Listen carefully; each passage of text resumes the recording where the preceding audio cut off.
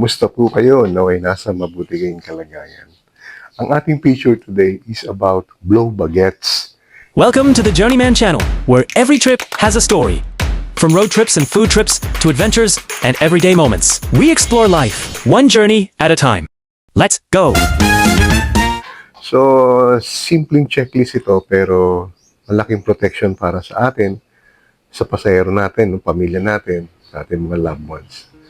So, ito, umpisahan po natin sa letter B, no? Blow baguettes. Letter B, battery. Siguraduhin natin yung battery natin ay hindi discharge, no? At nagpa-function. Mahirap ang aberya sa daan talaga eh. Pag bigla namatay, no? We have to check kung fully charged at hindi siya na-discharge. Next is letter L, which is for lights. Siguraduhin natin na lahat ng ilaw natin ay gumagana, nagpa-function. Kasi ito, i-share ko, naranasan nahuli, napara ako ng highway patrol group. Pina-check yung aking, pinatapakan yung preno, so yung brake light, hindi gumana sa likod. So hindi natin naman namamalayan ito. Ayun. Natitikitan sana, pero napakiusapan naman. So, it's malaking bagay din yung pakikiusapan. Mabuti mabait yung taga-HPG, no? Pinagbigyan ako, sige, gawin mo yan, ha? So, light, no? Brake light, headlight, parking light, signal light. You have to make sure lahat nagpa-function. Next is letter O, for oil. So, langis. Siguraduhin natin yung langis natin sapat, no? Di ba, chinecheck natin yan through dipstick, sinusukat natin kung nasa level pa yung langis. Kung kulang, magdadagdag tayo.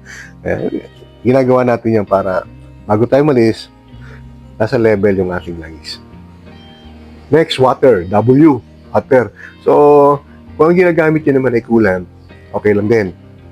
Actually, mas maganda lang yung coolant. Pero sa blow baguettes, ang W stands for water. Tingnan natin yung ating reservoir, no? Kung nasa level din yung tubig niya o yung coolant niya. Siguro hindi naman tayo naglalagay sa radiator na, no, sa reservoir na. Another B, letter B. So, next B is for yung kaninang B, battery. So, ngayon, sa brake, preno. So, tingnan natin kung talagang sapat ba siya, walang ingay, gumagana. Importante ito. Ang daming mga disgrasya sa balita, no, napapanood natin sa social media, mga truck nawawala ng preno. Kaya siguraduhin natin na mayroon tayong preno at yung ating brake fluid na container, mayroon talagang laman.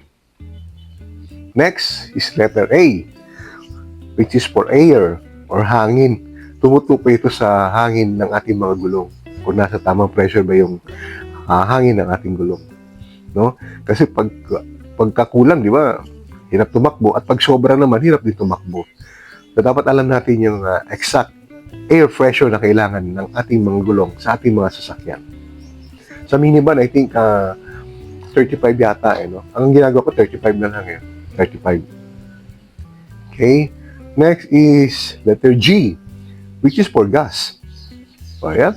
You have to make sure na meron tayong gas. Hindi naman tayo makakatakbo kung walang gas. Lalo na kung long drive.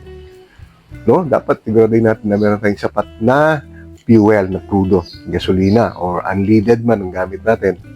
Sapat. Meron talaga para mahirap yung matitirikan ka sa kalsada, lalo na kung nasa remote area na tayo ng biyahe natin.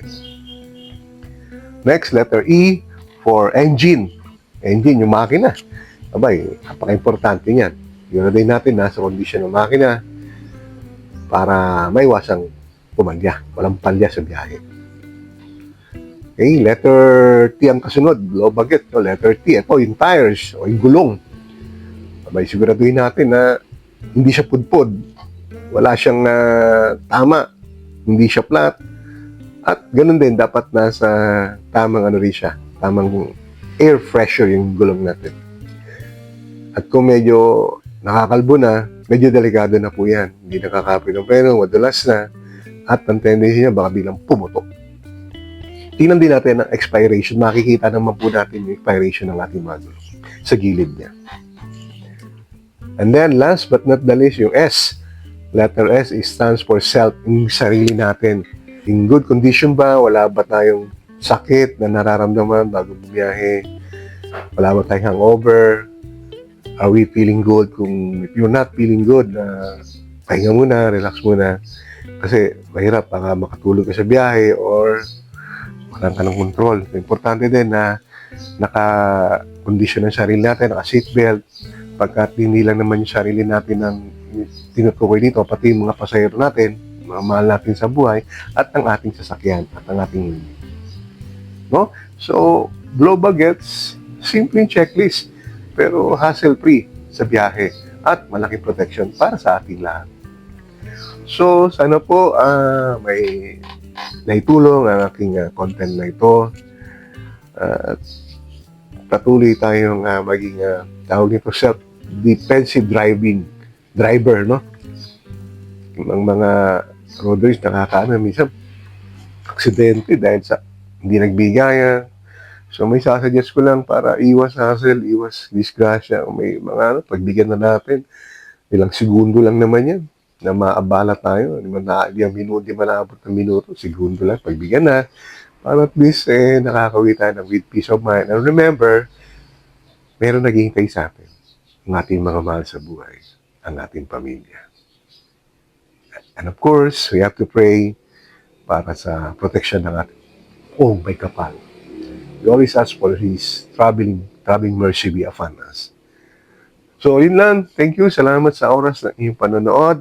At sana patuloy niyo subaybayan ang aking munting channel